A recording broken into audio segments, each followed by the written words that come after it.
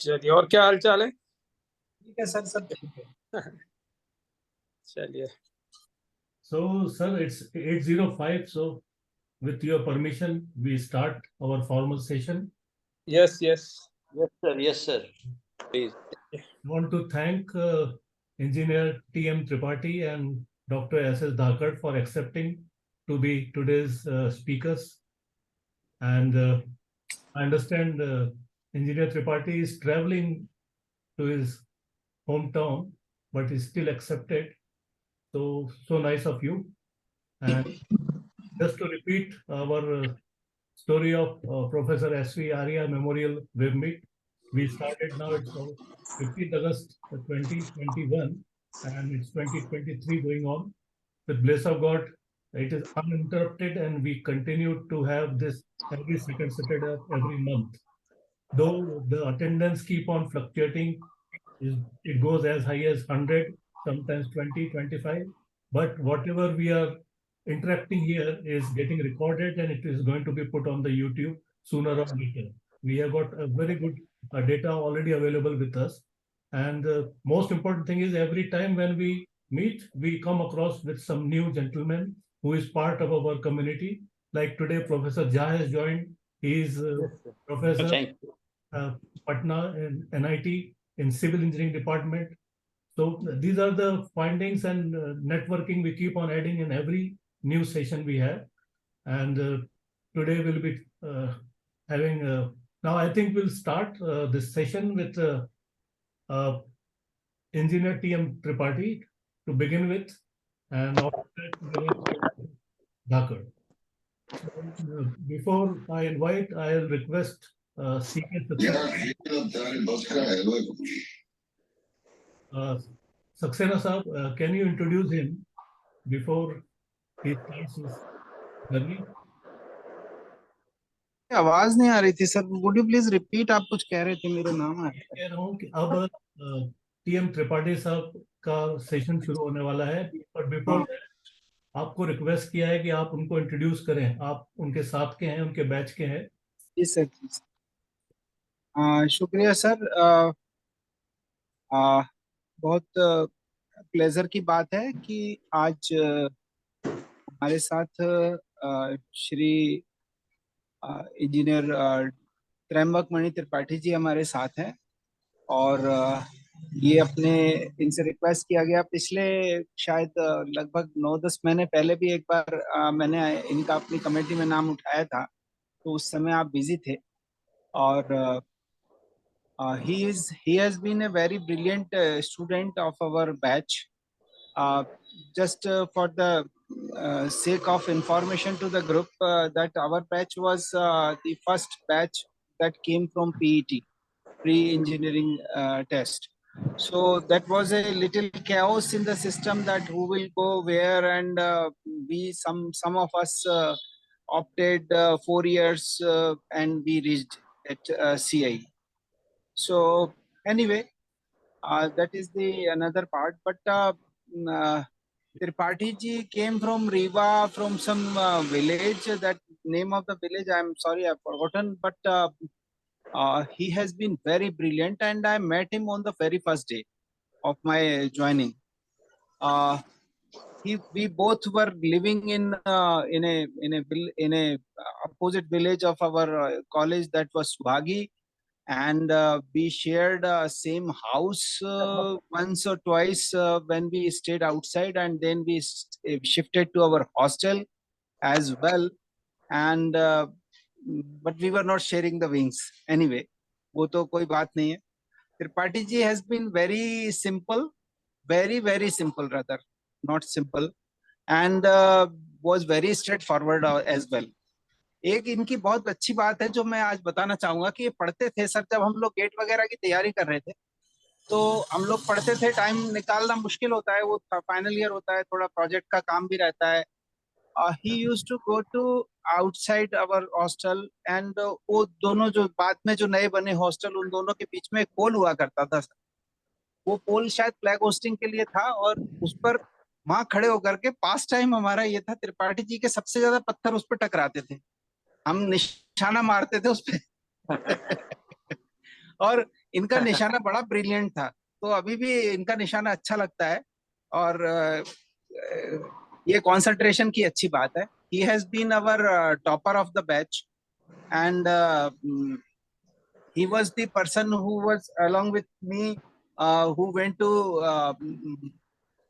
academic line, but fortunately unfortunately जैसा भी होता है भविष्य हमको वहां ले जाता है।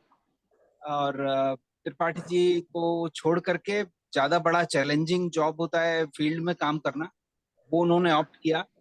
तो अभी वो अपना जर्नी बताएंगे, शेयर करेंगे and hope that we all will be enlighten with his journey. Over to you Tripathi ji. और मुझे बेहद जो है ना खुशी हो रही है, आज आपने हमारा ये स्वीकार किया निवेदन, और इसको जो है ना आप आगे हमारे लिए मार्ग प्रशस्त करते रहेंगे हमारा, है ना। शुक्रिया। अच्छा, वहां पर जहाँ पर ये है अभी सर, एक अच्छी बात ये है कि ये लोग वहां पर डायरेक्टरेट बनवाने जा रहे हैं, तो हमारे यहाँ से आज कुछ उनको इनपुट मिल सकते हैं। ऐसा मैंने इसलिए भी इनका नाम प्रपोज किया था कि इनको उससे कुछ ना कुछ लाभ होगा। Over to you Tripathi ji, stage is yours. Okay, thank you Saxena sahab. मुझे तो लगता है कि जो कुछ मुझे कहना था सब सब आपने कहा दिया। तो चलिए, यहाँ पर हमारे एक सीनियर बैच झा साहब भी हैं जो मेरे साथ NIH रुड़की में थे, तो मैं झा साहब को नमस्कार करता हूँ। सभी सीनियर जो हमारे हैं सबको मैं, जो हमारे सीनियर थे, जो CAE की हमारी JNKV की परंपरा है, सभी सर्स को मैं प्रणाम करता हूँ, नमस्कार करता हूँ। और साथ में जो जूनियर्स होंगे, साथ वाले होंगे, उन सबको भी नमस्कार है। मैं थोड़ा फॉर्मली शुरू करूं तो, क्योंकि जर्नी की बात है, तो मैं स्टार्ट करता हूं JNKVB से ही, या गांव से बताता हूं। पहले सक्सेना जी ने अपने मेरे गांव की बात शुरू कर दी है। हाँ, तो गांव से बिल्कुल बिल्कुल आप आराम से शुरू करिए, बड़ा अच्छा लगता है। ये बिल्कुल इनफॉर्मल है, ये एकदम इनफॉर्मल है, लेकिन हमारा ये है कि इसमें कुछ एक जानकारी ऐसी निकल के आती है जो हमको सबको आगे आने वाले समय में हम सबको रोशनी भी देती है और कांटेक्ट भी बनाती है। बिल्कुल बिल्कुल। तो जो गांव का नाम आपको याद नहीं आ रहा था सक्सेना साहब, वो गांव मेरा नीबी है, रीवा जिला में। पूरा रूरल एरिया है, और जिस समय हम पढ़ते थे गांव में, उसमें बिजली वगैरह भी नहीं थी, सड़क भी कच्ची थी। तो हम लोग गांव की याद ताजा करते हैं। स्कूल जो हमारा था लगभग 1.5 किलोमीटर दूर था, और 1.5 किलोमीटर दूर बरसात में जो हम लोग जाते थे, तो उस समय गांव में पायजामा और शर्ट ही पहनते थे। पायजामा पहनने को मिला करता था उस जमाने में, तो हम लोग पायजामा कीचड़ से बचने के लिए उतार लेते थे, कंधे पर रखते थे, और चप्पल वगैरह जो पहनते थे, जूता वगैरह हाथ में लेते थे, और कीचड़ पार करके हम आते थे। शहर में जब सड़क पे आते थे, तब धो लेते थे पैर वगैरह, दोबारा कपड़ा पहन के स्कूल जाते थे। तो गांव के हाल तो ये था। चलिए, उसके बाद रूरल बैकग्राउंड से आने के बाद, जब 11th बोर्ड हुआ करता था, शायद आपका भी वही रहा हो, 12th बोर्ड नहीं था हम लोगों का उस समय। तो 11th बोर्ड में हायर सेकेंडरी स्कूल से पास किया, और रीवा में आए हम लोग। शहर में पहली बार आए रीवा। BSc फर्स्ट ईयर में, वहाँ गवर्नमेंट साइंस कॉलेज है, BSc फर्स्ट ईयर में एडमिशन लिया। क्योंकि 11th में उस समय PET हुआ करता था, लेकिन उसके बारे में जानते नहीं थे हम लोग। उस गांव के स्कूल में कुछ पता नहीं था कौन सा कंपटीशन है, क्या टेस्ट होते हैं, कुछ आइडिया नहीं था। तो जब रीवा पहुंचे, तो रीवा में BSc फर्स्ट ईयर में एडमिशन लिया।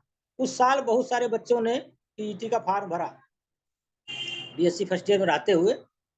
तो एक्चुअली मैं थोड़ा सा, पता नहीं, जब BSc फर्स्ट ईयर में आया तो कैरियर कॉन्शियसनेस कुछ ज़्यादा हो गया। मतलब हम एक महीने आगे चल के, मुझे काफ़ी इससे टेंशन भी हुआ। एक महीने, 2 महीने में कैलकुलेट करता था। यदि कैरियर में साल 2 साल का कोई ज़्यादा फर्क नहीं पड़ता है। यदि आप अच्छी पोजीशन में जा रहे हैं, अच्छी जगह जा रहे हैं, तो साल 2 साल की बहुत वैल्यू नहीं है। लेकिन मेरी कुछ था कि मुझे महीने, 2 महीने, 4 महीने भी बहुत ज़्यादा तकलीफ दिया करते थे। तो BSc फर्स्ट ईयर में रहते हुए मुझे लगता है सब ने PET पहली बार दिया है। और उसमें एग्रीकल्चर इंजीनियरिंग कॉलेज जबलपुर वाला भी आया, 4 year course, single 4 year course था उस समय। पूरे MP में यही केवल 4 ईयर कोर्स था। तो इसी को ऑप्ट किया हमने कि बहुत बढ़िया है, अच्छा 1 साल बचेगा, तो टाइम बचाने के लिए हमने भरा इसको। और जब सीएई में आए तो वहां फिर हम लोग फर्स्ट ईयर सीनियरों से इंटरेक्शन हुआ, तब पता चला कि इसकी असलियत क्या है। तो मुझे लगता है हर किसी को तकलीफ थी उस समय कि कहाँ आ गए। विश्वकर्मा जी थे, उनसे हम लोग काफी बात करते थे।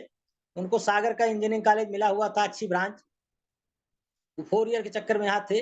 आप लोग भी थे, हम लोग भी थे, जिनको कहीं ना कहीं दूसरे इंजीनियरिंग कॉलेजों में अच्छी ब्रांच मिल रही थी। लेकिन चलिए, डेस्टिनी जहाँ ले जाती है वो अच्छा है। तो बीटेक किए, बीटेक में तो साथ में थे, उसका बहुत कुछ बताने की जरूरत नहीं है। बीटेक 4 साल पूरे हुए। अब यहाँ से एक मैं 2-3 स्टोरी बताऊंगा। एक तो बीटेक फाइनल वाली, उसके बाद अगली बताता हूँ। बीटेक फाइनल वाली, यहाँ तक तो मुझे लगता है कि मैंने अपना इंट्रोडक्शन दे दिया।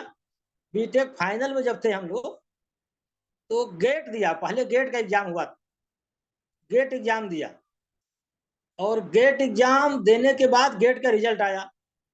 रिजल्ट दिख गया, रिजल्ट पता चल गया कि गेट क्वालिफाइड हो गया, अच्छे नंबर से आया।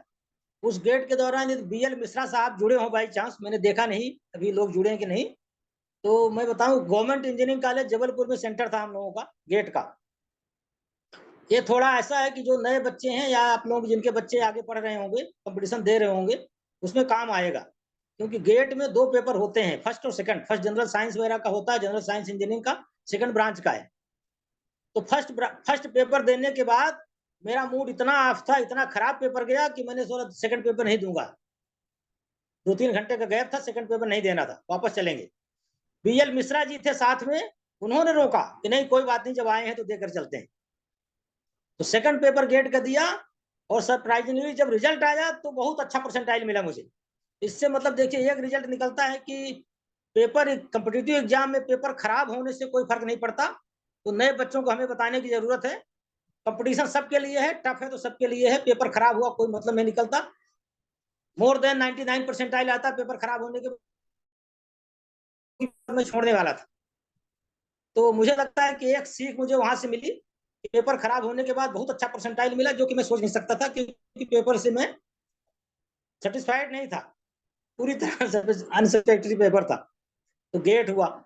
गेट के बाद रामायण उसमें आया करता था, हॉस्टल में हम लोग देखते थे। रामायण शुरू हुआ था हॉस्टल में, रामायण हुआ करता था। संडे के दिन आईसीआर सीनियर जूनियर फेलोशिप का पेपर भी था, बाद में हुआ था। तो क्योंकि गेट क्वालिफाई,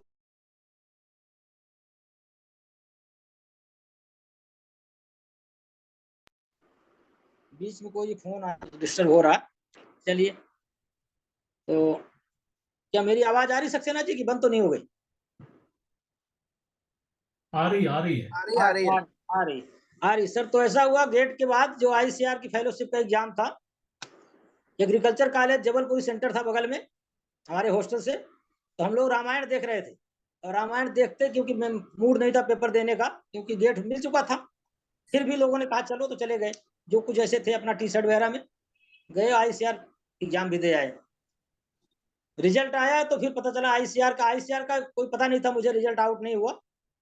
गेट में, अब गेट वाली स्टोरी जो मैं बताना चाहता था, जब गेट का फॉर्म, उसमें ऑफलाइन भरा करते थे हम लोग, फॉर्म भरते थे, ऑनलाइन नहीं था सिस्टम। तो फॉर्म भरा, मैंने आईआईटी दिल्ली को फर्स्ट प्रेफरेंस दिया था।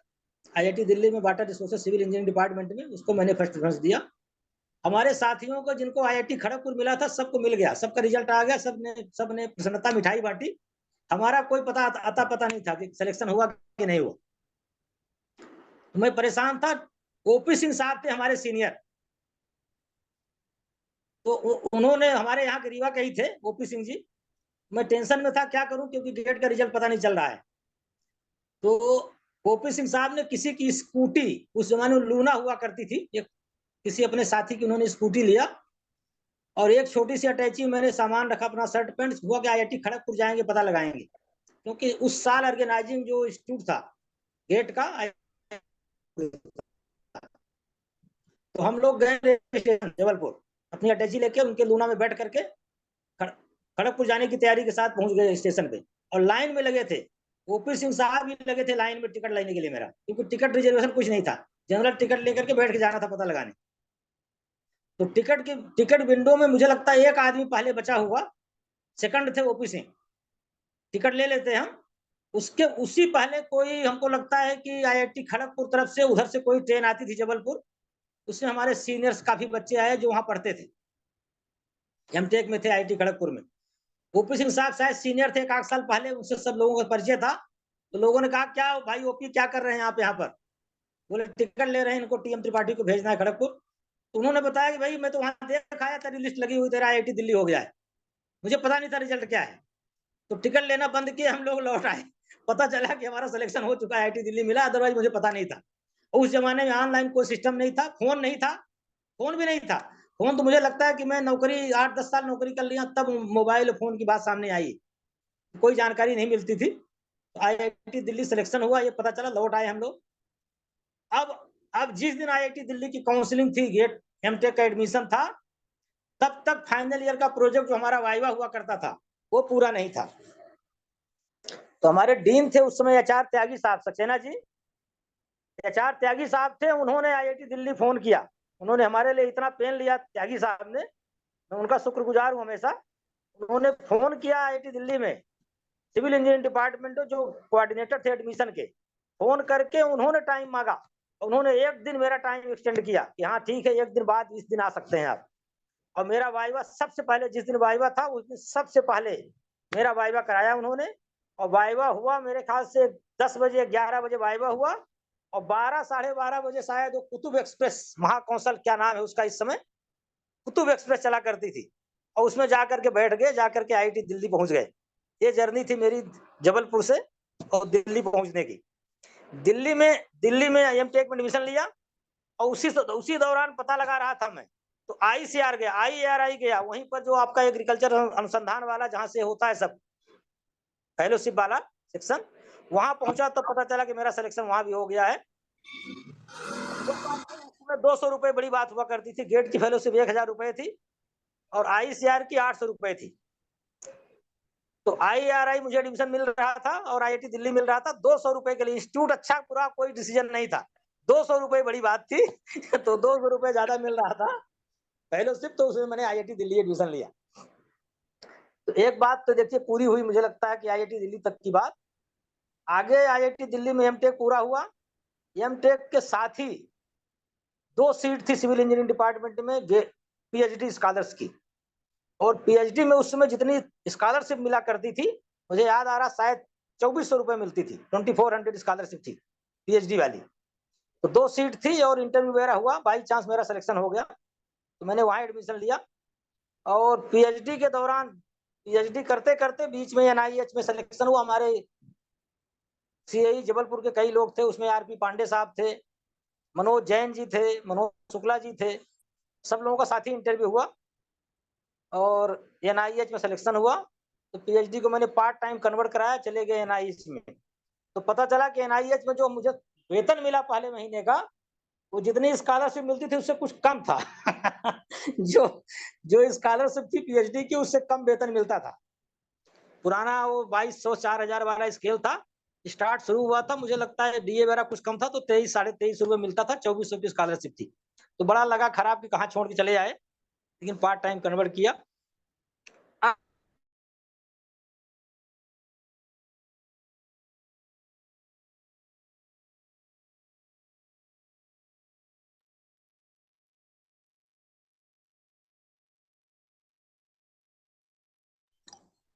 आवाज नहीं आ रही है त्रियंबक? आ रही आवाज? हाँ अब आई अब आई। अब आई।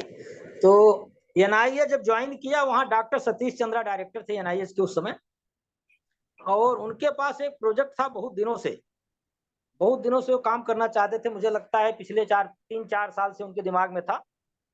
वो प्राचीन भारत में वाटर रिसोर्सेस, हाइड्रोलॉजी, इसका क्या संदर्भ है, क्या कितनी साइंस हमारी डेवलप थी,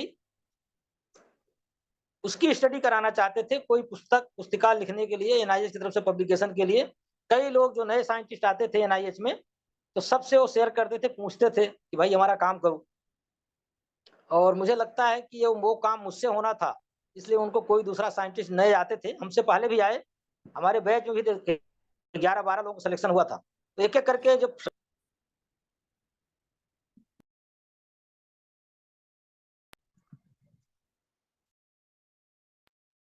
आवाज जा रही है बीच बीच में। आवाज चली गई भाई। Kindly unmute yourself. Kindly आवाज unmute. नहीं आ रही है। हाँ आ रही। Yes, yes. हाँ, कोई बीच में फोन किया, मुझे लगता है इसलिए डिस्टर्ब हुआ। तो मैं एनआईएच वाली बात जो कर रहा था, एनआईएच में मैंने ज्वाइन किया सर, तो वहाँ के डायरेक्टर थे उसमें डॉक्टर सतीश चंद्रा। वो सभी जितने जितने नए साइंटिस्ट आते थे सबसे अपना वो काम कराने के लिए सबसे इंटरव्यू लेते थे, डिस्कशन करते थे। तो सबको, मेरे बैच वाले जितने लोग थे 10-11 लोग, सबको बुलाया। मुझे लगता है सबसे कहते थे कि ये वाला काम करो, तो लोग इंटरेस्ट नहीं था, लोग ना करना चाहते होंगे। मैं गया तो मेरा नाम उन्होंने पढ़ा कि त्रयंबक मणि त्रिपाठी। बोले नहीं पंडित जी ये काम आप ही करना पड़ेगा। मुझसे पूछा नहीं कि आपको करना, बोले पंडित जी पंडित जी को ये काम करना पड़ेगा, हाइड्रोलॉजी इन एंशिएंट इंडिया, इसकी रिसर्च करिए, नई एक किताब लिखिए और एनआईएच को हमको दीजिए ला करके, और पूरा टाइम, कितना पैसा लगेगा, कहाँ कहाँ आपको जाना है, कितनी बुक्स खरीदनी है, वेद पुराण जो कुछ पढ़ना है, पूरा टाइम फ्री है आपको यहाँ एनआईएच में, और कोई काम नहीं दिया जाएगा। तो चलिए, अब वो डेस्टिनी थी, मुझे मिल गया काम और ज्वाइन किया। उसके मुझे लगता है 2-3 महीने बाद मैं चला गया बनारस, संपूर्णानंद संस्कृत विश्वविद्यालय में, बनारस बीएचयू में। इनके लाइब्रेरीज में मैं लगभग महीनों यहाँ पढ़ता रहा। पुरानी पांडुलिपियां जितनी थी, मैन्युस्क्रिप्ट थी, उनको ढूंढा मैंने, और बहुत सारी ऐसी थी जो अनपब्लिश्ड थी, पुरानी लिखी हुई। उनके पत्रों में जो आपका कौन पत्र होता है, भोजपत्र में लिखी हुई पांडुलिपियां भरी हुई रखी थी, उनको भी पढ़ने का मौका मिला मुझे। मयूर चित्रिका, मेघमाला, ऐसी किताबें थी, लिखी हुई थी, पब्लिश नहीं हुई। हरिद्वार गया, गुरुकुल कांगड़ी यूनिवर्सिटी में, वहां भी रहा। तो मुझे लगता है मैं एनआईएच में 2 साल रहा केवल, और 2 साल में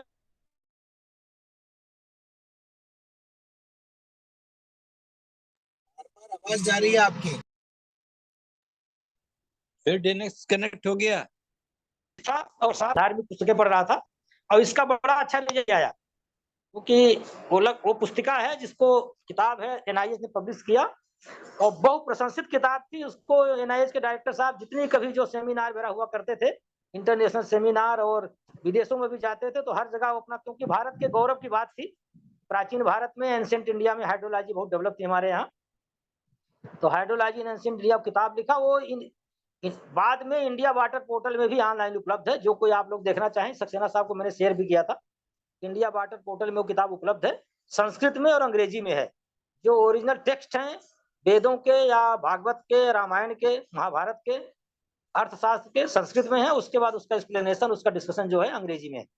तो संस्कृत और अंग्रेजी में किताब है इंडिया वाटर पोर्टल में, हाइड्रोलॉजी इन एंशिएंट इंडिया। उसको भी आप लोग, जिसको इच्छा है, थोड़ा संस्कृत है लेकिन संस्कृत मान लीजिए नहीं पढ़ना है, तो उसमें जो अंग्रेजी वाला पोर्शन है वो काम आएगा।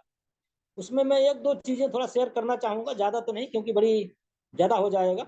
एक उसमें है कि बराहमिहिर ने बारह संहिता जो रचना की है, बारह संहिता सब हो सकता है आप लोगों के, आपने कभी आया हो, पढ़ा हो आपने।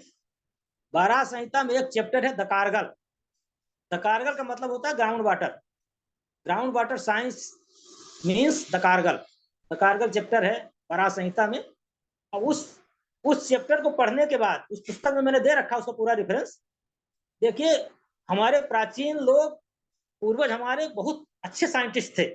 वो केवल नेचर को एग्जामिन करते थे, और उसके आधार पर, क्योंकि हमारे पास उस समय इंस्ट्रूमेंटेशन या मॉडर्न मशीनरी टेस्ट करने के लिए लेबोरेटरी नहीं थी, लेकिन नेचर को ऑब्जर्व करने की ज्यादा लोगों की एक्सपर्टाइज थी। और उसके आधार पे वो दकारगल जो ग्राउंड वाटर वाला पोर्शन है, कहाँ कहाँ ग्राउंड वाटर मिल सकता है, 1-2 एग्जाम्पल बताता हूँ। मान लीजिए, अब वो संस्कृत वाली बातें मैं छोड़ रहा हूँ, लेकिन मुझे जो याद आ रहा है इस समय, दीमक है, जैसे आपका रेगिस्तान है, या कहीं पर जहां पानी की खोज कर रहे हैं। आजकल भी हम बहुत सारी टेक्निक से, जैसे ग्राउंड वाटर अवेलेबल लेके नहीं पता करते, तब बोरिंग करते हैं। उस समय क्या था, वो बता रहे हैं दीमक की पंक्तियां मिल रही हैं आपको जंगल में या कहीं पर किसी इलाके में, और उन दीमक की पंक्तियां लगातार हैं, 5 हैं, 10 हैं। कोई दीमक की जो माउंड है, यदि वो सभी मान लीजिए 6-6 इंच ऊंचे हैं, एक थोड़ा 10 इंच ऊंचा है, जो दीमक का माउंड ऊंचा है, वहां खुदाई करने पे अवश्य पानी मिलेगा। कितना गहराई में मिलेगा उसका परिमाप भी दिया हुआ है। इसी तरह मान लीजिए, कोई सिंपल जानकारी, मैं छोटी चीजें शेयर कर रहा हूँ, ज्यादा बड़ी नहीं। मान लीजिए कोई एरिया है, पूरा उसमें सूखा हुआ है, कोई घास नहीं है, 4-6 हेक्टेयर का कोई पैच है, उसमें कहीं कोई घास नहीं है। इसको टेस्ट करने की जरूरत है। जो हमारे साइंटिस्ट इसमें काम कर रहे हैं फील्ड में, क्योंकि मैं तो चला आया फील्ड में काम कर रहा हूँ, जो रिसर्च में है, इसको कोरिलेट कर सकते हैं। कोई एरिया है जहां पर कोई घास नहीं, हरियाली नहीं है, लेकिन पर्टिकुलर पैच कोई मिल रहा है बीच में आपको 1 मीटर 2 मीटर का, जहां पर की हरियाली है, तो वहां पर पानी मिलेगा। ये बृहद संहिता की बात बता रहा हूँ।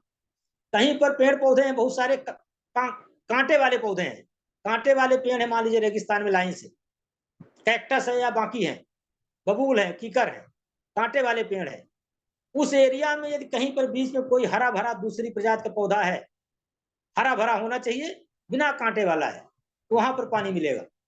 बहुत सारी चीजें ऐसी हैं कि उसका ज्यादा डिटेल में नहीं जा रहे हैं। इसी तरह हमारे आर्टिजन वेल है, पाताल तोड़ कुआं है, उसके 2 रेफरेंस हमें, एक तो रामायण में, वाल्मीकि रामायण में, और एक महाभारत में। आप सब जानते हैं रामायण में है सेतुबंध प्रकरण में, जब भगवान श्री राम समुद्र पे धनुष बाण का संधान करते हैं, उसके बाद समुद्र सामने आता है, और सामने आता, उसके बाद उस तीर को समुद्र कहता है कि हमारे उत्तर दिशा में फेंक दीजिए, वहां पर थोड़ा सा लड़ने झगड़ने वाले और गलत कामों में उलझे हुए लोग हैं, तो वो जो तीर छोड़ते हैं राम जी, उसका वर्णन रामायण में है कि जो तीर जहां पर पड़ता है वहां पर छेद हो जाता है, उस छेद से लगातार पानी फव्वारे के रूप में निकल रहा है, और पानी इतना भर गया है कि समुद्र जैसा, समुद्र से बाहर किनारा था लेकिन समुद्र से मिलता हुआ प्रतीत होता है, और उसका पूरा वर्णन लगातार मिला हुआ है रामायण में। महाभारत में आपने देखा ही है, भीष्म जी सरसैया में है, उनको पानी पिलाने की जब बात आती है तो पांडवों में से अर्जुन ही है जो कि तीर का संधान करते हैं, और पाताल तोड़ गंगा आज भी हरिद्वार मुजफ्फरनगर में आजकल भी वो पाताल गंगा के नाम से क्षेत्र फेमस है, और पाताल गंगा है, वहां से पाताल तोड़ कुआं का निर्माण हुआ। बड़े बड़े अच्छे ढंग से वर्णन महाभारत में भी है। इन सब का रेफरेंस मैंने दिया है उसकी पुस्तक में, तो आप जिसकी, अब इसको इससे टॉपिक से आगे बढ़ते हैं, जो कोई इंटरेस्ट रखें, क्योंकि मैं भी उससे बाहर आ चुका हूँ, फील्ड में आने के बाद वो सब चीजें पीछे हो गई हैं, तो यदि किसी का इंटरेस्ट है तो उस पुस्तक का आप अध्ययन कर सकते हैं, इंडिया वाटर पोर्टल में है। अब मैं बात करता हूं कि रुड़की से उत्तर प्रदेश सरकार में आने की बात, ये बड़ी इंटरेस्टिंग है, मुझे लगता है मुझे शेयर करनी चाहिए आपके साथ। तो 2 साल तो रुड़की में था, वहां मेरा काम भी अप्रिशिएट हुआ, और डायरेक्टर और सब लोग चाहते थे कि मैं वहीं रहूं, लेकिन वहां रहते ही दौरान यहाँ उत्तर प्रदेश, क्योंकि देखिए जबलपुर से पढ़ने के बाद चला गया IIT दिल्ली, और IIT दिल्ली में था तो IIT दिल्ली मध्य प्रदेश से बहुत दूर है। उस जमाने में कोई ऑनलाइन कोई एडवर्टाइजमेंट कुछ देखने की, कहीं पर उसमें एक रोजगार निर्माण होता था, मध्य प्रदेश में निकलता था, एक रोजगार समाचार सेंट्रल गवर्नमेंट का निकलता था, इसके अलावा कोई साधन नहीं था, कोई जानकारी नहीं मिलती थी। तो MP में कोई एडवर्टाइजमेंट हुआ, कोई पोस्ट निकली, मुझे पता नहीं चला, लेकिन रुड़की उत्तर प्रदेश में था उस समय, और UP वाला एडवर्टाइजमेंट पता चला, यहाँ पब्लिक सर्विस कमीशन का सॉइल कंजर्वेशन ऑफिसर की पोस्ट निकली, मैंने भर दिया था उसमें, शायद 11 पोस्ट थी, मैंने भरा, और उसका रिजल्ट आया, मैं NIH में ही था, रिजल्ट आया तो रिजल्ट में मेरी फर्स्ट पोजीशन थी पब्लिक सर्विस कमीशन में, लेकिन जब अपॉइंटमेंट वाला आया तब पता नहीं किसी ने अपना रीचेकिंग कराया, कुछ कराया, तब सेकंड हो गई। फिर तो लोगों ने मुझे कहा कि नहीं जाओ स्टेट में, मुझे कुछ आइडिया नहीं था स्टेट गवर्नमेंट की सर्विस कैसी है, रिसर्च में था, बहुत अच्छा था, मेरा ओरिएंटेशन था रिसर्च वाला, चाहता था मैं रहूं वहां पर, लेकिन डेस्टिनी जहाँ ले जाती है वहां व्यक्ति जाता है। तो वहाँ एक डॉक्टर भीष्म कुमार थे मेरे साथ NIH में, उन्होंने मुझे भेजा डायरेक्टरेट ऑफ एग्रीकल्चर UP में, या एक पत्र लिख के भेजा, उनके परिचित थे डॉक्टर RKS चौहान, यहाँ एडिशनल डायरेक्टर सॉइल कंजर्वेशन थे उस समय, उनके पास भेजा कि आप जाइए गाइडेंस लीजिए। तो मैं पहले डॉक्टर अम्बेकर थे, BW अम्बेकर इंजीनियर थे, एग्रीकल्चर इंजीनियर ही थे, वो डायरेक्टर थे यहाँ डिपार्टमेंट के, उनके पास आया तो उन्होंने मुझे मना किया कि यहाँ मत आओ, आप रुड़की में रहो, छोड़ करके मत आओ यहाँ, डायरेक्टर ने तो मना किया। लेकिन जब मैं उनका पत्र लेकर के डॉक्टर RKS चौहान जी से मिला, उन्होंने कहा कहाँ पढ़े हो टीचिंग रिसर्च में, छोड़ो, मैं भी था टीचिंग रिसर्च में, वो भी प्रोफेसर थे कहीं पर, कानपुर यूनिवर्सिटी में थे शायद, तो मैं भी था, चला आया छोड़ करके, वहाँ ठीक नहीं चले आप, तो चलिए मोटिवेट हो गया, जैसा सलाह मिली उस समय वो आया। उसी दौरान मुझे NIH रुड़की में रहते हुए लुसियाना स्टेट यूनिवर्सिटी में हायर स्टडीज के लिए, कैचमेंट हाइड्रोलॉजी में एडवांस स्टडीज के लिए जाने के लिए मेरा वीजा टिकट सब तैयार हो गया था, परमिशन मिली थी गवर्नमेंट ऑफ इंडिया से, मैं भी सहमत दे चुका था, तैयार था। लेकिन देखिए नौकरी मिलने पे मैं देखता था, पता नहीं मेरे साथ है कि अधिकतर कई लोगों के साथ हो जाता है, नौकरी मिलने के बाद मैंने UP में जब ज्वाइन किया आके देखा तो कई लोग ऐसे थे कि जो घर बैठे हुए थे, बेरोजगार थे, तो नौकरी मिलने के बाद आकर के खा पी के खूब मोटे होने लगे, और मैं जब आकर के ज्वाइन किया तो मैं तो 6 महीने मेरा टेंशन में निकल गया कि मैं कहाँ छोड़ के चला आया, मैं दुबला हो रहा था। तो जॉब मिलने पे, अच्छी नौकरी मिलने पे लोगों को अच्छा लगता है, प्रसन्नता होती है, लेकिन मुझे मुझे लगता है कि वो नौकरी मिलने पे मुझे याद आता है कि मैं बहुत कष्ट में था।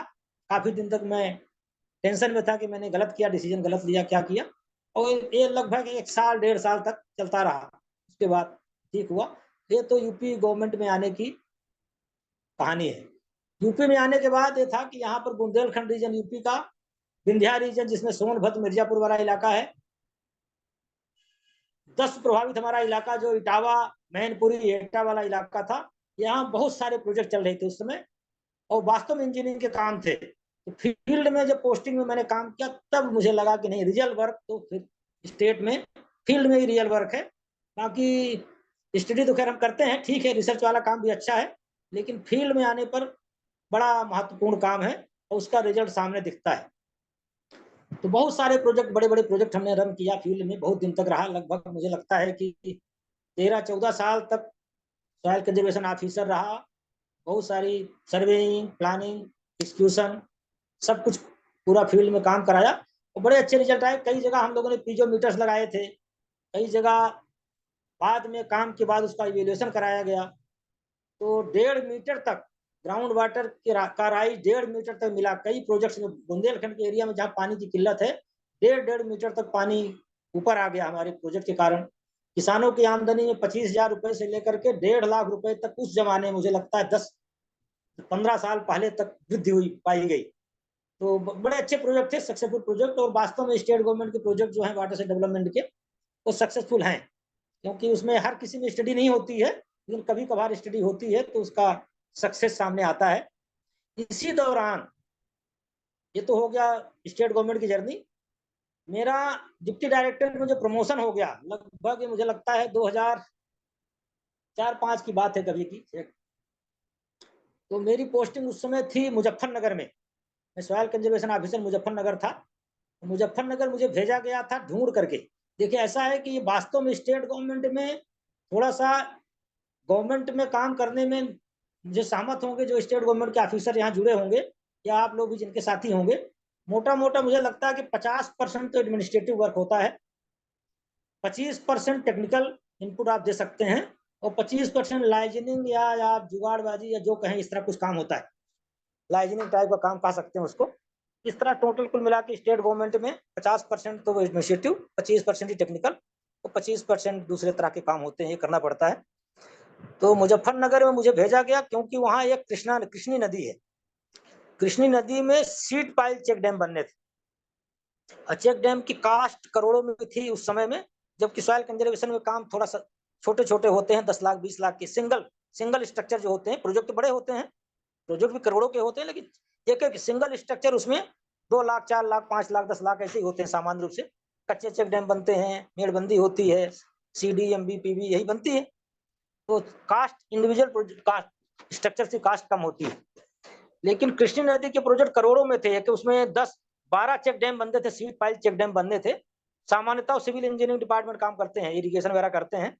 उस प्रोजेक्ट को कोई हाथ नहीं लगा रहा था। हमारे यूपी गवर्नमेंट में एग्रीकल्चर डिपार्टमेंट में जो सॉइल कंजर्वेशन विंग है, उसमें इंजीनियर्स भी हैं, नॉन इंजीनियर्स भी थे। वो जाते थे लोग तो वहां पर जो अगल बगल तालाबों का काम, मेड़बंदी का काम, छोटे मोटे स्ट्रक्चर्स हैं, छोटे कच्चे चेक डैम हैं, वो वाला काम करते थे, टाइम पास करते थे 1 साल 2 साल, उसके बाद चले जाते थे, ट्रांसफर करा लेते थे। उसमें कोई हाथ नहीं लगाना चाहता था कि नहीं भाई फंस जाएंगे, नौकरी चली जाएगी, लोग यही सोचते थे। और तब मुझे ढूंढ करके विभाग से, देखिए ऐसा विभाग में मुझे लगता है कि यदि आप अच्छी जगह से पढ़े हैं और विभाग में थोड़ा सा, स्टेट गवर्नमेंट डिपार्टमेंट में इसकी रिसर्च और टीचिंग की तुलना में स्टेट गवर्नमेंट में धाक जल्दी बनती, धाक कहें हम, ऑफिसर की धमक जो है, धाक है, वो जल्दी बन जाती है। यदि आप वास्तव में होशियार हैं, थोड़ा सा सब्जेक्ट में आपकी पकड़ है, तो आपकी पूछ होने लगती है स्टेट गवर्नमेंट में ज्यादा जल्दी, क्योंकि वहाँ अधिकतर लोग इन सब चीजों से दूर रहते हैं, पढ़ना नहीं चाहते लोग, ड्राइंग डिजाइन करना नहीं चाहते, टेक्निकल इनपुट कम रहता है थोड़ा सा। यदि थोड़ा सा आप पढ़ते लिखते हैं और यदि है पहले से आपका बैकग्राउंड, टेक्निकल बैकग्राउंड साउंड है, तो आपकी पूछ हो जाती है। तो लोगों ने ढूंढ करके मुझे जबरदस्ती भेजा मुजफ्फरनगर कृष्णी नदी प्रोजेक्ट पूरा करने के लिए। चेक डैम, उसमें नदी में check dam main river course में बनना था, एक भी नहीं बनाया था लोगों ने, साइड वर्क किए थे, उसके कैचमेंट में काम किया था। नदी को बांधा किसी ने नहीं था। आप- मुझे भी लगा हाँ, मुझे भी लगा कि प्रमोशन हो गया, मुझे फंसाने के सर, लिए भेजा गया है। मैं थोड़ा सा रोकना चाहूंगा। हाँ 40 मिनट हो चुके हैं और अपने पास दूसरे स्पीकर भी हैं, तो आप तो थोड़ा कितना मिनट देंगे सर, मैं उसमें सम अप कर दूं? हाँ, बस क्योंकि 8:40 हो गया है, अभी नेक्स्ट स्पीकर भी है। You can sum up in next 2-3 minutes, but हाँ ठीक है आप sir, okay sir. Wanted to listen to you continuously, but नहीं बिल्कुल सर, बिल्कुल मैं सम अप करता हूँ सर। तो थैंक यू। उसका नहीं, जो कृष्णी नदी चेक डैम मैंने बनाया, 10-12 चेक डैम थे, लगभग 8 महीने रहा मैं, वो सभी प्रोजेक्ट पूरा कर दिया। लगभग मोर देन 100 करोड़ का प्रोजेक्ट था, वो सभी चेक डैम पूरा किया। और उस चेक डैम का उद्घाटन करने बड़े बड़े कॉस्टली प्रोजेक्ट थे। जो माननीय कृषि मंत्री थे उत्तर प्रदेश के, वो आए, और जब मैंने प्रेजेंट किया, मेरा प्रमोशन हो चुका था। और यहाँ का डिप्टी डायरेक्टर सॉइल कंजर्वेशन जो पोस्ट है, बड़ी इंपॉर्टेंट पोस्ट है, बड़ा उसमें पोस्टिंग के लिए लोगों का बड़ी दिक्कत होती है, आसानी से नहीं मिलती। उन्होंने कहा क्या चाहते हो, मैंने कहा सब प्रमोशन तो हो गया, अच्छी पोस्टिंग कर दीजिए कहीं पर। उन्होंने कहा चलो तुम्हें DDSC इलाहाबाद बनाते हैं। तो देखिए कुछ चीजें ऐसे ऑटोमेटिक मिल जाती है, मेहनत का फल मिल जाता है। तो मुझे स्टेट गवर्नमेंट का काम का फल मिला। तो ये स्टोरी हो गई, मुझे लगता है मैंने इसको कवर कर लिया। अब इस प्रमोशन 2006 में 5 या 6 में प्रमोशन था, इस समय मैं ज्वाइंट डायरेक्टर हूँ। और अभी अब एडिशनल डायरेक्टर मेरा जुलाई में, क्योंकि जून में प्रमोशन होता है, हो चुका, जुलाई में एडिशनल डायरेक्टर बनूंगा। मेरी 27 तक सर्विस है। तो आप लोगों का सबकी दुआएं हैं, मुझे लगता है कि मैं डायरेक्टर हेड ऑफ डिपार्टमेंट होकर के रिटायर होऊंगा। मेरे पास टाइम काफी है। ये है यहाँ पर जो जनरल चर्चा विभाग में है, वो शेयर कर रहा हूँ कि लोग कह रहे हैं नेक्स्ट डायरेक्टर त्रिपाठी जी हैं, तो हो सकता है कि आप लोगों की दुआएं रहें, कृपा रहे तो बन जाऊं। थोड़ा फैमिली के बारे में शेयर कर दूं सर। मेरी मिसेज हैं, होम मेकर हैं, उन्होंने मेरे बच्चों को बड़े अच्छे से पालन पोषण किया है। मेरी 2 बेटियां हैं, एक बेटी एयरफोर्स में फ्लाइंग ऑफिसर है, निफ्ट हैदराबाद से बीटेक किया, उसके बाद फ्लाइंग ऑफिसर है एयरफोर्स में। दूसरी बेटी ने MBBS पूरा कर लिया, इंटर्नशिप चल रही है उसकी। और बेटा सबसे छोटा है, वो IIT में पढ़ रहा सर। तो बच्चों ने मेरा काफी अच्छा किया, जिसके कारण सेटिस्फेक्शन है मुझे। और मुझे लगता है आप सबकी दुआएं जो है काम कर रही हैं, जिसके कारण मैं आपके सामने शेयर कर रहा हूँ। वो मैं अंदर से खुश हूँ। मैं सबके लिए मेरी यही शुभकामनाएं हैं कि सब प्रसन्नता पूर्वक आप सबका समय अच्छा रहे और आपकी दुआएं मुझे मिलती रहे। Thank you sir.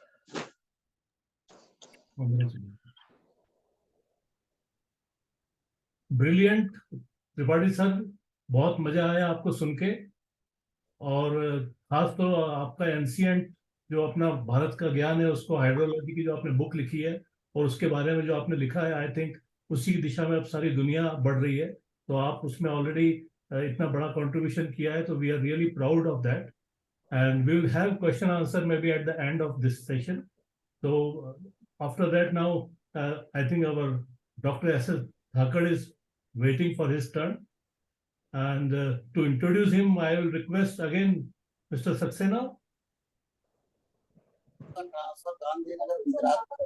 सर मैं कार चला रहा हूँ सर, मैं कोई और कर दे तो अच्छा रहेगा।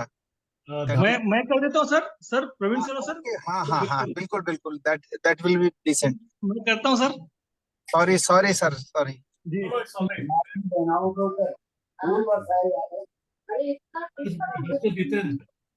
जी sir, thank you sir. Sir doctor Sudhir Singh Dhakar sir को मैं 1992 से जानता हूँ सर। अपना वीडियो ऑन कर लीजिए प्लीज। वीडियो ऑन कर लो जितेंद्र। जी sir, thank you sir. Doctor Sudhir Singh Dhakar sir को सर मैं 1992 से जानता हूं, जब मैंने बीटेक में फर्स्ट ईयर में एडमिशन लिया था। धाकर सर थर्ड ईयर में थे, सीनियर थे हमारे। और धाकर सर फिर उसके बाद फिर एमटेक के बाद कुछ दिन IGKV में भी रिसर्च एसोसिएट के रूप में काम किए थे सर। और धाकर सर अभी वर्तमान में शाजापुर कृषि विज्ञान केंद्र में सीनियर साइंटिस्ट कम हेड के रूप में कार्य कर रहे हैं। और जैसा कि मैंने देखा सर, बहुत सारे उनके जो लगभग रोज समाचार पत्रों में माध्यम से किसानों को जागरूक करना, टीवी टॉक, रेडियो टॉक्स बहुत सारे हैं। और इसके अलावा उनके बहुत सारे 30-35 मैंने देखे साइंटिफिक रिसर्च पेपर भी है, बहुत अच्छी क्वालिटी के रिसर्च पेपर भी हैं। और धाकर सर बाई नेचर में अच्छे से जानता हूँ, बहुत ही सीधे सज्जन पुरुष हैं। और सर से मुलाकात मेरी को भोपाल में भी कई बार हुई है।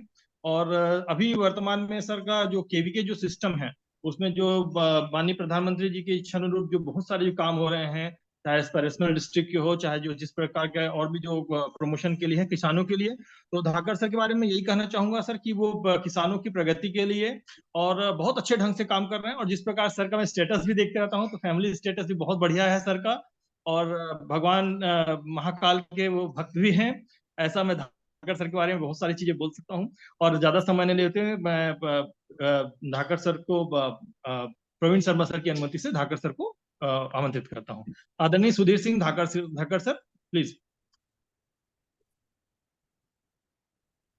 नमस्कार सभी सीनियर्स को, मेरा नमस्कार। हमारे जूनियर्स भी जुड़े हुए हैं, बैचमेट्स भी जुड़े हुए हैं, सभी को मेरा नमस्कार।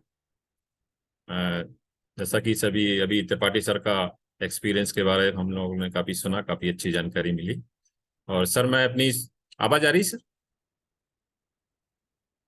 हाँ धाकड़, आवाज आ रही? आ रही हम जी सुन पा रहे हैं, आप जी बोलिए जी प्लीज। सर। हाँ धाकड़, कीप गोइंग। जी सर, जी नमस्कार। तो मैं शुरुआत सर अपने गांव से करूं तो सर मैं रायसेन जिला जो भोपाल से लगा हुआ है, वहां से का बरेली तहसील है, और उसमें पिपरिया करण सिंह एक गांव है सर, छोटा सा गांव है, वहां का रहने वाला हूँ सर। भोपाल से लगभग 125 किलोमीटर है। वहां से मैंने सर 12th क्लास पास की 1990 में। उसके बाद पीईटी के माध्यम से सर मेरा सिलेक्शन ये बीटेक एग्रीकल्चर इंजीनियरिंग में हुआ था। इसके साथ ही पीईटी के माध्यम से मेरा बीआईटी जो भिलाई इंस्टीट्यूट ऑफ टेक्नोलॉजी, इसमें भी हुआ था सिविल इंजीनियरिंग के लिए, लेकिन काफ़ी दूर था, घर वालों ने अलाउ नहीं किया, इसलिए मैं यहाँ बीटेक के बाद इसमें ज्वाइन किया। बीटेक 1990 से 94, थोड़ा उस समय सर सेमेस्टर सिस्टम सभी लेट चल रहे थे अध्ययन के कारण, तो 95 मार्च में हमारी डिग्री कंप्लीट हुई सर बीटेक एग्रीकल्चर इंजीनियरिंग की। और बीटेक में सर हमारे साथ में पीके नेमा जो अभी डायरेक्टर हैं सर, वो मेरा रूममेट था फर्स्ट। उसके बाद में कुछ समय बाद सोहनलाल बिरला जो यूएसए में है, वो मेरा रूम पार्टनर, हम बीटेक में रहे। और इसके बाद सर मैंने एमटेक भी जबलपुर से ही किया है सर। गेट में भी मेरा गेट क्वालिफाई किया था, लेकिन उस समय सर मुझे ब्रांच सॉइल वाटर या फार्मेसी में एडमिशन ले रहा था, लेकिन आईआईटी खड़गपुर में गया तो एग्रीकल्चर सिस्टम मैनेजमेंट ये ब्रांच मुझे अलाट हो रही थी, तो इसके कारण मैंने वहाँ एडमिशन नहीं लेके जबलपुर में ही एडमिशन लिया। और जबलपुर में सर उस समय एक कंडीशन ये थी कि काफ़ी कम लोग एमटेक करने आते थे, मैं अकेले ही स्टूडेंट था सर। तो पूरे सेशन में मैं, हमारे के हरदास सर, काले सर, नेमा सर, इन सब लोगों ने सर मुझे पढ़ा है सर। और बीटेक के बाद में सर जो एमटेक मैंने सर इन सर्विस बाद में किया हुआ है, तो एमटेक के बाद में मैंने सीधा सर जो NCHAC national centre for human settlement and environment, Jhabua में एक एनजीओ है, वाटर सेट के उस समय काफ़ी प्रोजेक्ट थे, उसमें मैंने as a agriculture engineer join किया। उसमें लगभग 8 महीने में रहा सर। उसके बाद में Indira Gandhi Krishi Vishwavidyalaya, doctor AP Mukherjee sir थे सर, उनके एक ICR का एक एडॉक प्रोजेक्ट था, evolution and adoption of water harvesting technology for Chhattisgarh region of Madhya Pradesh. As a research associate मैंने 2 साल उसमें काम किया सर। उसके बाद में सर जबलपुर में डॉक्टर RK नेमा सर का NETP का प्रोजेक्ट था sir, remote sensing and GIS approach for water utilisation, इसमें मैंने लगभग 1 साल काम किया सर। उसके बाद में सर CIA में मैंने डॉक्टर DM भंडारकर सर का प्रोजेक्ट था, improving skill and instrumentation for water application in fields, इसमें लगभग 3 साल काम किया सर। इसके बाद सर मैंने कृषि विज्ञान केंद्र रायसेन जो NGO द्वारा संचालित था, उसमें मैंने 2004 में सर इसमें ज्वाइन किया। 2004 से लगभग 2008 तक मैं इसमें रहा सर। स्टेट गवर्नमेंट में ये DRD district rural development agency जिला पंचायत में as a district project officer, इसमें मैंने लगभग 2.5 साल काम किया सर। यहाँ पर वाटर सेट के प्रोजेक्ट थे, तो मैं एज ए डिस्ट्रिक्ट में जो भी एक्टिविटी रहती थी, IWMP जो परियोजना है उसका 6 परियोजनाएं थी, उसका लगभग 20 करोड़ का बजट था, उसका लगभग 2.5 साल तक काम किया। फिर एज ए रेगुलर सर मैंने ये अपना राजमाता विजयराजे सिंधिया कृषि विश्वविद्यालय जो जवाहरलाल नेहरू कृषि विश्वविद्यालय से 2008 में सेपरेट हुआ था, 2011 में मैंने एज ए साइंटिस्ट कृषि विज्ञान केंद्र धार में ये ज्वाइन किया था सर मैंने। और इसमें मैंने सर कृषि विज्ञान केंद्र धार में साइंटिस्ट के रूप में ज्वाइन किया था। और इस कृषि विज्ञान केंद्र की जो भी गतिविधियां हैं, उसमें हम किसानों के लिए खासकर एग्रीकल्चर इंजीनियरिंग की जो गतिविधियां सर, इम्प्रूव एग्रीकल्चर जो भी इम्प्लीमेंट है, और वाटर कंजर्वेशन और मैनेजमेंट की जो भी गतिविधियां हैं सर, उसका हम लोग प्रचार प्रसार लगभग 2 साल तक मैंने यहाँ पर धार में काम किया। अभी वर्तमान में से मैं कृषि विज्ञान केंद्र शाजापुर में हूँ, यहाँ पर लगभग 10 साल मुझे हो गए हैं सर। और सभी तरह की गतिविधियां हैं, और शाजापुर में लगभग 326 ग्राम पंचायत हैं। लगभग सभी ग्राम पंचायत में सर हम लोग स्टेट गवर्नमेंट के लाइजनिंग के रूप में, कृषि विज्ञान केंद्र के जो वर्किंग एरिया उसके रूप में हम लोग जाते रहते हैं, और किसानों की जो भी समस्याएं हैं, जो क्रिटिकल गैप्स हैं, जो किसान कर नहीं पा रहे हैं सर, उसको हम लोग पहले हम लोग उसको प्रॉब्लम को आइडेंटिफाई करते हैं, और आइडेंटिफाई करने के बाद में सर हम लोग ट्रेनिंग के माध्यम से और डेमोन्स्ट्रेशन के माध्यम से, जो अलग अलग डेमोन्स्ट्रेशन है, और डेमोन्स्ट्रेशन में जो कृषि विज्ञान केंद्र में ज़्यादा बजट नहीं रहता, साल भर में लगभग टोटल बजट ही हमारा जो काम के लिए रहता है लगभग 12 लाख के लगभग रहता है। तो हम लोग मोस्टली सर स्टेट गवर्नमेंट की लाइजनिंग के साथ में टेक्नोलॉजी उनको प्रोवाइड करते हैं, और टेक्नोलॉजी के बाद में फिर किसान भाई उसको अडॉप्ट कर लेते हैं। तो हम लोग सर वहाँ पर इम्प्रूव जो भी एग्रीकल्चर इम्प्लीमेंट्स हैं उनका काफ़ी एक्सपेंशन हुआ है सर।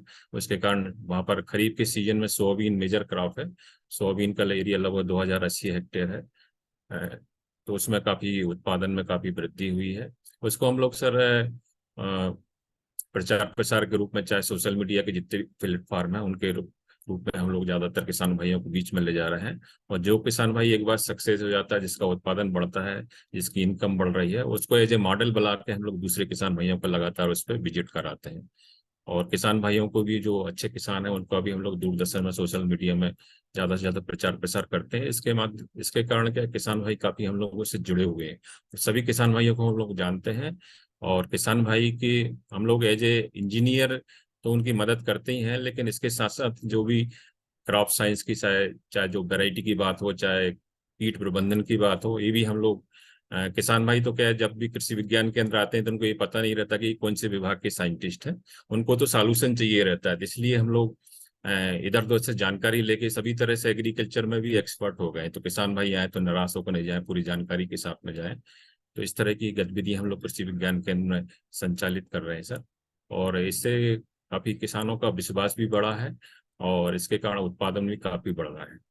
फिर शाजापुर में जो रबी में लहसुन, प्याज, आलू, इसका काफ़ी ज़्यादा एरिया है, और वहाँ का जो भी जितनी भी मशीनरी है इसमें, उसको हम लोग एज ए डेमोन्स्ट्रेशन के रूप में ले गए। केंद्रीय कृषि विज्ञान संस्थान की जो भी टेक्नोलॉजी है उसको हम लोग प्रयास करते हैं। मैंने PhD सर मोल्ड ड्रेनेज में की हुई है। Doctor KV Ramanna Rao sir, जो CIM में प्रिंसिपल साइंटिस्ट हैं, अभी हेड भी हैं सर IIT के, वो मेरे गाइड थे सर। और वहाँ पर हम लोगों ने जो मोल्ड ड्रेनेज की टेक्नोलॉजी है उसको हम लोग शाजापुर जिले में भी कई किसानों को बीच में ले गए, जहाँ पर वाटर लगन के एरिया है। अभी जो बरसात हो रही है, कभी ज़्यादा होती है कभी कम होती है, ज़्यादा एरिया में तो काफ़ी किसान उसको अडॉप्ट भी कर रहे हैं, कुछ लोगों ने मोल्ड ड्रेनेज खरीदा भी हुआ है। इस टेक्नोलॉजी के इसी साथ साथ राइस बेड की टेक्नोलॉजी को काफ़ी हम लोगों ने प्रमोट किया हुआ है, और लेजर लेवलर अभी कर रहे हैं। और जो अभी ड्रोन की बात है तो वो भी किसान भाई 2-3 किसानों भी प्रयास कर रहे हैं, उसको खरीदेंगे। तो इस तरह की जो नई नई टेक्नोलॉजी है उसको हम लोग सर अलग अलग प्लेटफॉर्म, सोशल मीडिया के प्लेटफॉर्म के माध्यम पर खासकर हम लोग किसान भाइयों के बीच में ले जा रहे हैं, और इस तकनीक को किसान भाई इसको अडॉप्ट भी कर रहे हैं। और खासकर हमारे घर में भी, मेरे घर में भी खेती होती है सर, तो इसलिए किसान भाइयों से जुड़ाव पहले से हमारे घर में भी, घर से भी रहा है, और किसान परिवार से पहले से हम लोग बैकग्राउंड है, तो इसलिए हम लोग चाहते हैं कि सर किसान भाइयों का सुदृढ़ हो। और इस प्लेटफॉर्म पे सर मुझे मौका दिया, कल परसों के दिन नमा सर का फोन आया था मेरे पास में कि आपको इसमें जुड़ना है, अपने एक्सपीरियंस शेयर करना है।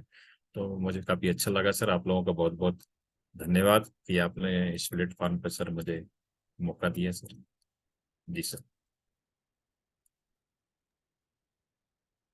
वेरी शॉर्ट एंड स्वीट, लेकिन जो भी बोला आपने एकदम क्रीम बोला कि किस तरह से our knowledge can be helpful to the normal farmer, और फार्मर की लाइफ में हम लोग कैसे चेंज ला सकते हैं। And you can say front runner in that, because KVK के थ्रू पूरे ज्ञान को किसानों तक पहुंचाना और उसको अच्छी इनकम में कन्वर्ट करना, और आप जो कंसेप्ट फॉलो कर रहे हैं, I think that is one of the best, क्योंकि सक्सेसफुल फार्मर्स को एलिवेट करना और बाकी लोगों के सामने प्रेजेंट करना, so that others get motivated. That is the crux of it. So thank you so much धाकड़ साहब। एक्चुअली आप तो बहुत पहले से हमारे रडार पे थे, लेकिन good that you came on this particular event today. And now we can declare this forum open for questions. Tripathi साहब भी हैं और धाकड़ साहब भी हैं. You can raise your hands with the help of this icons here, like we have here. So, and we can have questions. The forum is open for question and answer.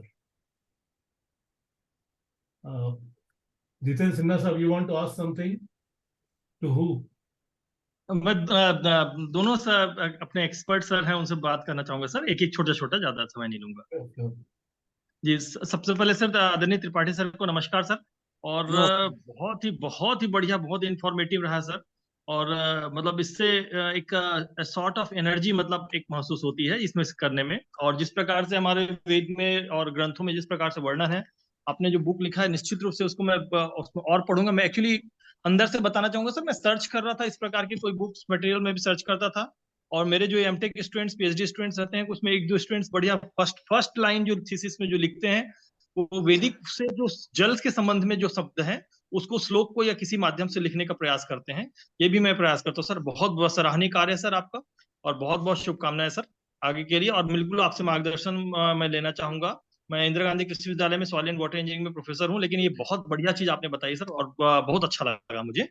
और आदरणीय जी sir, आदरणीय Sudhir Singh Dhakar sir से मेरा परिचय बहुत अच्छा था sir, और बहुत ही सौम्य सज्जन पुरुष, और जो जिस ढंग से सुधीर सिंह धाकर सर कर रहे हैं, क्योंकि मैं सोशल मीडिया में, और जिससे एक बार मैं केवीके का जब जो इंटरनल मीटिंग था उसमें मैं रायपुर की तरफ से मेरे को डीएस सर ने भेजा था, तो उसमें भी गया था। तो सर ने जो किसान भाइयों के बीच में जो बहुत अच्छे ढंग से खासकर एक एग्रीकल्चर इंजीनियर होने के बावजूद कृषि से संबंधित सारी विधाओं पे, चाहे वो एंटोमोलॉजी हो, पैथोलॉजी, फिजियोलॉजी, जो भी है, सबको एक अच्छे ढंग से और समग्र विकास किसानों के लिए जो कार्य कर रहे हैं धाकर सर, उसके लिए बहुत बहुत प्रशंसनीय है। और सर का फैमिली स्टेटस में जैसे देखते रहता हूँ बहुत बढ़िया है, और भगवान महाकाल के बहुत बड़े भक्त हैं, बहुत अच्छा स्टेटस सर का रहता है, मैं देखते रहता हूँ।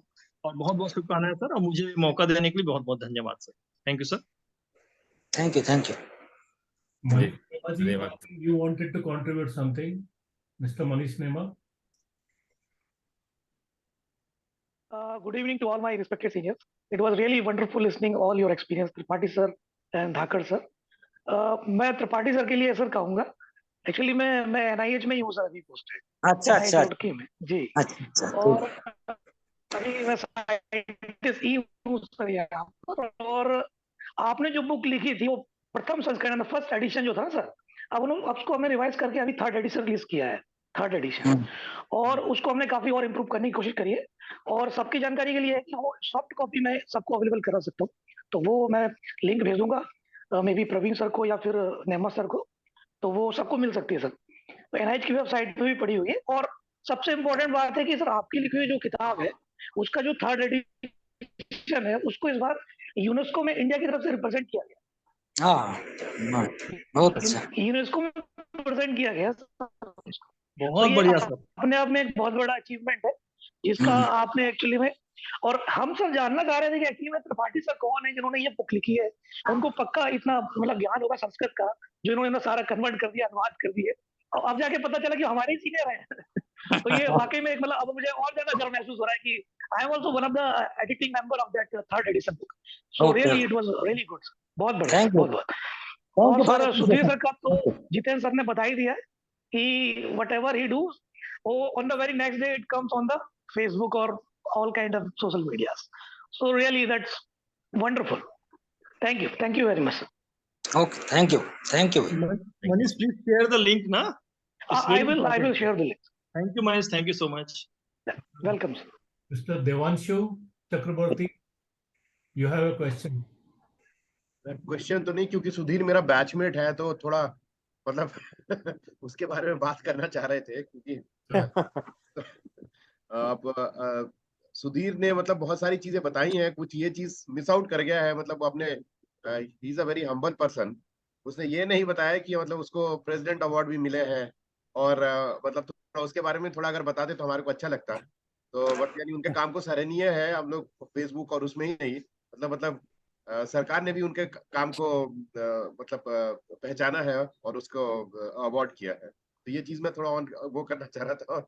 ऐसा कुछ मेरे को कोई डाउट होता है, कुछ पता करना होता है भाई फील्ड में क्या नया चल रहा है, क्या टेक्नोलॉजीज फार्मर्स को मतलब यूजफुल आ रही है, या एक्सटेंशन में क्या हो रहा है, तो मैं Sudhir is my first port of call. तो कुछ होता है, खुद सुधीर से मैं एक बार बात कर लेता हूँ तो मेरे को बहुत सारा ज्ञान मिल जाता है कि एमपी में क्या टेक्नोलॉजी सही चल रही है और क्या रिस्पॉन्स आ रहा है ये इस चीज का। यानी तो सुधीर के साथ मेरा बीच बीच में बात होता रहता है। हम मुलाकात नहीं हो पाई है 15-20 साल से, लेकिन फोन पे टच रहते हैं। तो please keep continuing the good work Sudhir. हम आपका स्टेटस, जैसे बाकी लोगों ने बोला, जितेन ने बोला, मैं भी आपका स्टेटस देखता हूँ, काफी इंस्पिरेशन भी मिलती है हमारे को इससे, और भगवान के दर्शन भी हो जाते हैं, तो अच्छा है। तो इतना ही बोलना था आज प्रवीण जी, बिकॉज आज क्वेश्चन नहीं पूछेंगे, आज हमारे बैचमेट हैं तो थोड़ा इमोशनल है। तो अभी जब धाकड़ साहब बात मैं कुछ कहना चाहता था। धाकड़ साहब जब बात कर रहे थे उनकी आवाज अमेरिका तक पहुंच रही थी, वहां से भी बंदा एक बोल रहा था आवाज आ रही है। हाँ हाँ बिल्कुल। तो कैमरा ऑन एंड से समथिंग।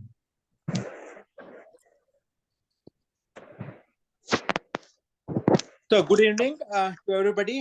मैं सोहन बिरला, जैसे सुधीर ने बताया था, मैं उसका रूममेट भी था और काफी क्लोज फ्रेंड्स रहा, और उसके गांव भी गया हूँ, वो भी मेरे यहाँ है।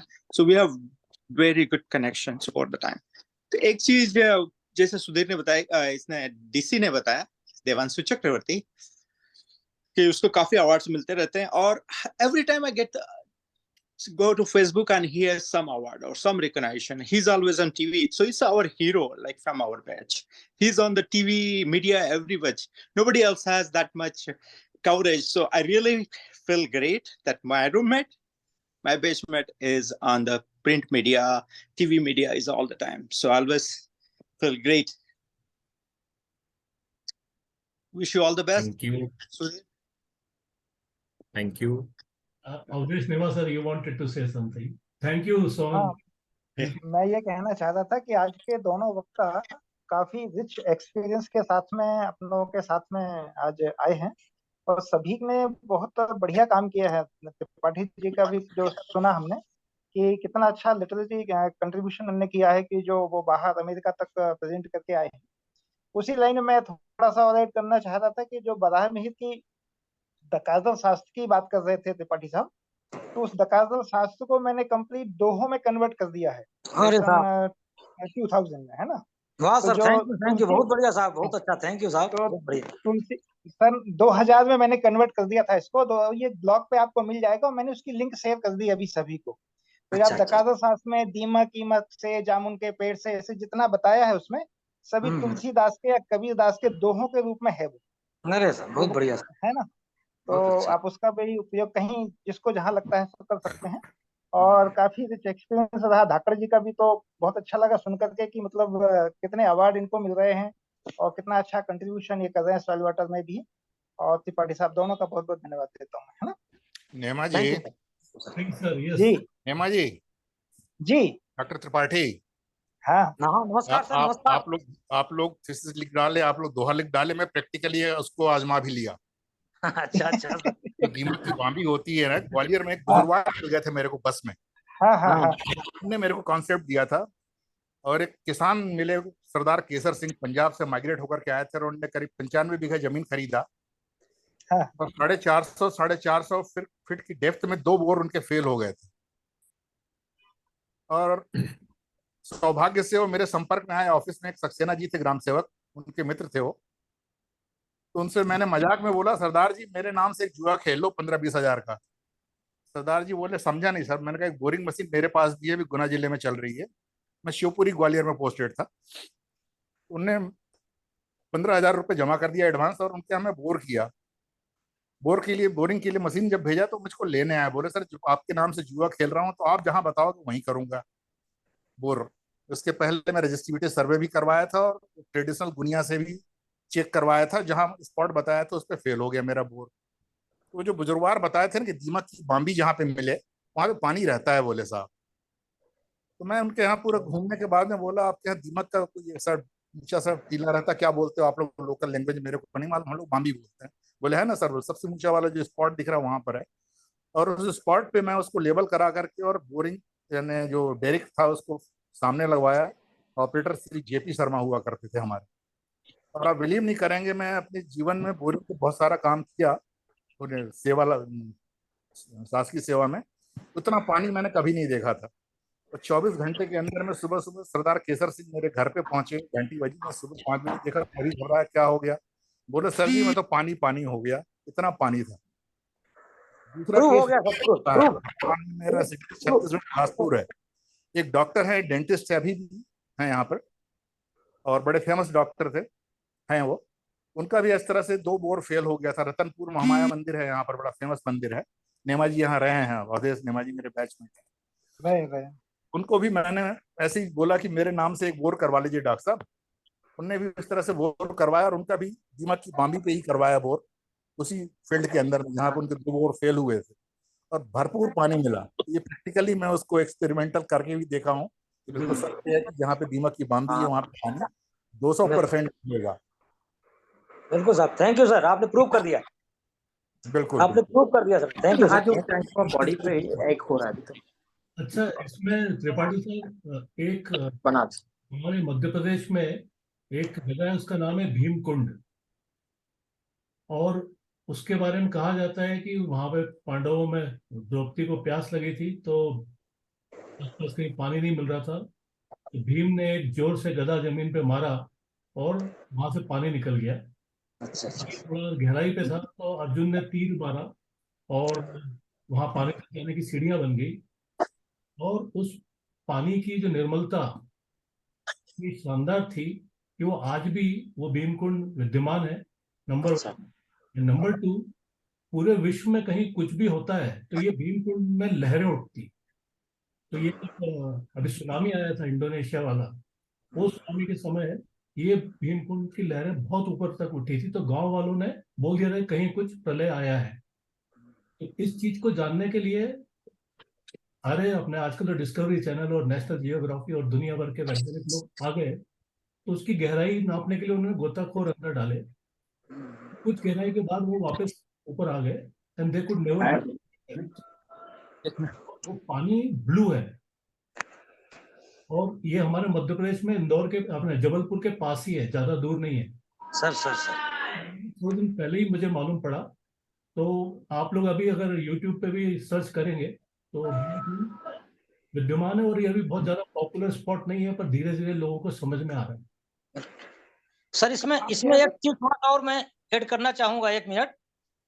जैसे हम लोग रेन गेज हाइड्रोलॉजी में सर रेन गेज पढ़ते हैं, कभी शुरुआत में हाइड्रोलॉजी पढ़ाई जाती है बीटेक में, तो सबसे पहले रेन गेज आता है, और रेन गेज साइमन का रेन गेज हम पढ़ते हैं 200-250 साल पहले साइमन वैज्ञानिक हुए अंग्रेज, कहा रेन गेज बना दिया।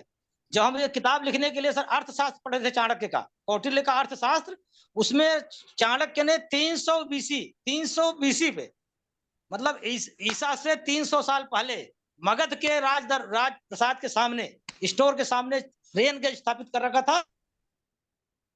उसका पूरा मेजरमेंट दे रखा है, कितने साइज का होगा, कैसे लगाया जाएगा, मतलब रेन गेज चाणक्य का था, और हम साइमन का रेन गेज पढ़ते हैं साहब। इस तरह की चीजें हैं जो सामने निकल के आ रही हैं, उसमें पुस्तक में वर्णन है इसका भी। करेक्ट। और ये जो भीमकुंड में मुझे विश्वास नहीं हुआ, लेकिन बाद में रिपीटेडली अलग अलग जगह मैंने सर्च किया, और ये अपने छतरपुर में ही विद्यमान है। अगर शेयर कर सकूं तो यहाँ पे शेयर करता हूँ, ये वो जगह है। अच्छा सर, बिल्कुल ब्लू वाटर है, अभी मैंने शेयर नहीं दे रहा। किस्सों कहानियों में बताया जाता है कि इस कुंड का संबंध महाभारत काल से भी है, जिससे इसका महत्व और बढ़ जाता है। भीमकुंड की खासियत यह है कि इसका पानी बेहद साफ और निर्मल है, जहां लाखों की संख्या में मछलियां ऊपर तैरती हुई दिखाई देती हैं। जब भी कोई आस्थावान व्यक्ति इस कुंड में स्नान करने के लिए आता है, तो न तो मछलियां पानी के अंदर जाती हैं और ना ही उन्हें किसी प्रकार का डर होता है, क्योंकि उस व्यक्ति से इतनी सकारात्मक ऊर्जाएं निकलती हैं। भीमकुंड एक ऐसा नाम है जो आज भी वैज्ञानिकों के लिए एक रहस्य का केंद्र बना हुआ है। भीमकुंड की गहराई नापने के लिए कई वैज्ञानिकों ने दिन रात एक कर दिए, लेकिन आज तक कोई भी वैज्ञानिक और संस्था ये पता नहीं कर पाई कि आखिर भीमकुंड की गहराई कितनी है, और आखिर क्यों इस कुंड का पानी नीला दिखाई देता है। ऐसा इसलिए क्योंकि ये सारी खासियत किसी कुंड की नहीं बल्कि किसी समुद्र की होती है, जिस वजह से विज्ञान के लिए आज भी यह किसी रहस्य से कम नहीं है कि आखिर कैसे एक छोटे से कुंड के अंदर समुद्र जैसी स्थितियां पैदा होती हैं। आखिर इस कुंड का महाभारत में क्या महत्व था, चलिए इस बारे में आपको थोड़ा बताते हैं। तो पांडवों ने इधर उधर पानी की तलाश की, लेकिन आखिरकार जब उन्हें कहीं पर भी पानी नहीं मिला तो भीम ने अपनी गदा से एक चट्टान में जोरदार प्रहार किया और उसके नीचे से एक बड़ा सा जलाशय निकला। मगर उस जलाशय के अंदर जाने के लिए कोई रास्ता नहीं था और इसलिए अर्जुन ने अपने बाणों का प्रयोग करते हुए वहां एक रास्ता बनाया और इस तरह न सिर्फ द्रौपदी ने बल्कि पांचों पांडवों ने भी अपनी प्यास बुझाई। और चूंकि ये कुंड भीम द्वारा बनाया गया था इसलिए इसे भीम कुंड कहा जाता है। भीम कुंड 40 से 80 मीटर चौड़ा है और ये कुंड देखने में So anyway, I just since ये अपना relevant topic, I thought I should. नहीं, बहुत अच्छा सर, बहुत अच्छा कंट्रीब्यूशन है सर आपने दिया। बिल्कुल उसी चीज को आगे बढ़ा दिया आपने सर, बिल्कुल प्रूव कर दिया सर। और ये है अपना छतरपुर में, ज्यादा दूर नहीं है और भी पूरे विश्व की नजर है इसके ऊपर। Any more question sir?